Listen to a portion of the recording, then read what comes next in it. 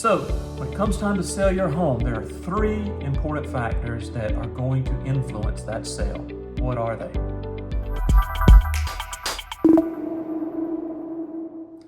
So when the time comes to sell your home, there's three factors that are coming into play. They're going to influence the sale of your home. Market conditions, me and you. Market conditions are things that are completely and totally out of our control, and we can look at those on a global level, a national level, a local level, and even a micro level. Other things that are going to come into play are market conditions or competition. But let's talk about things on a global level. We all know what we hear in the news. Bad news means people tend to withdraw from making big purchases. It's going to have an influence. On a national level, we have things that may positively or negatively influence the sale of a house, like the economy or interest rates or elections, as it happens to be this year. Those are things that are certainly going to come into play. On a local level, we happen to live in a very desirable area. Lake Norman people are always moving here, so that typically is always going to fall under a positive thing when it comes to us. And then on a micro level, it's where your home is and what's around it. What neighborhood is it in? Is it in a really desirable neighborhood? If so, that's going to play in our favor. But if there's a dilapidated mobile home on the lot next door, or a railroad track behind the house, the trains go by at 3 o'clock in the morning, wake everybody up, those are things that are going to be seen as a negative. We have to take those things into consideration because, again, we don't have any control over it. Another part of that, market conditions, is competition. It doesn't matter what your home looks like compared to the neighbors down the street and what his sold for 6 months ago.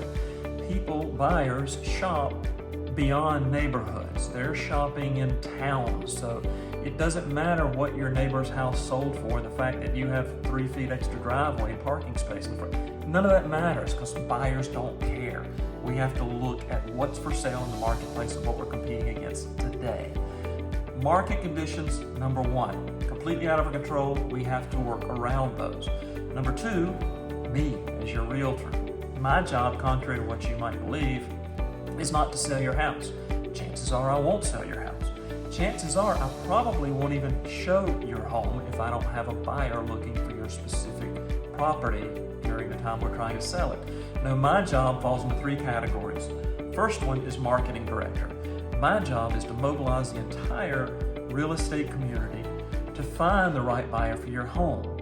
The second part of my job is, once we find that buyer, is to be your negotiations manager.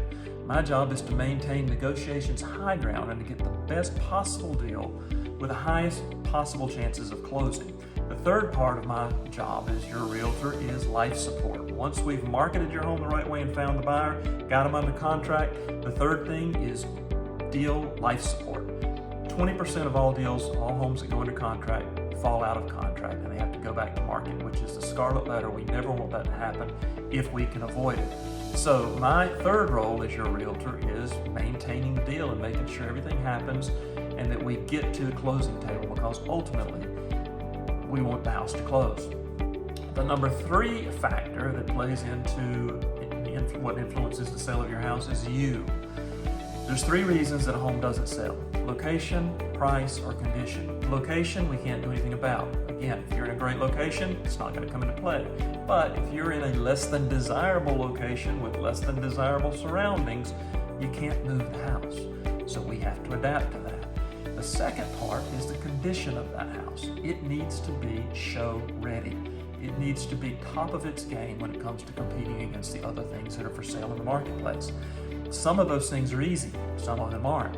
If your house needs huge repairs, if it needs a new deck or a new driveway, or if the floor is falling through, if there's repairs and things that cannot be addressed or just beyond your financial scope or ability to do, the third one comes into play: price. We have to adjust the price to account for or overcome the location and the condition of the house. Now again, if it's a great location and the house is in tip-top shape and phenomenal condition, we get to ask a premium price for your house, and that's an ideal scenario. But if those things aren't all in order, then we do have to address it with price, because the ultimate goal is to get the house sold. So 1, we have to worry about market conditions that are out of our control. 2, I have to do my job as far as marketing, negotiating, and maintaining the deal. And 3, you have to be realistic about where you are in the marketplace with it as far as the condition of your home. And is it ready or not to sell? Ideally, we want to get as much money as possible for it as efficiently as possible, and that's what I'm going to do. So when it's time, please call, text, email me. I can't wait to talk to you, and we can go into more depth about all these things.